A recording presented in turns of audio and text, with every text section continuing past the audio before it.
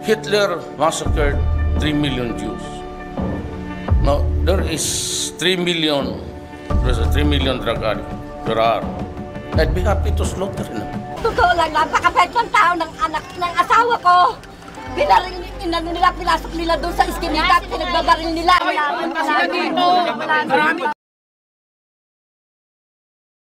Asam nilang hustisya sa pagkamatay ng batang nadamay sa drug war noong 2016.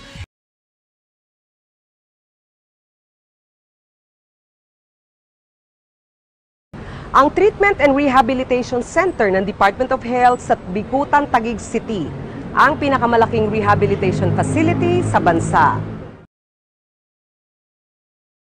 Natanggal natin ang droga sa katawan at saka tinutulungan natin na mag-adjust yung katawan nila na wala ng droga.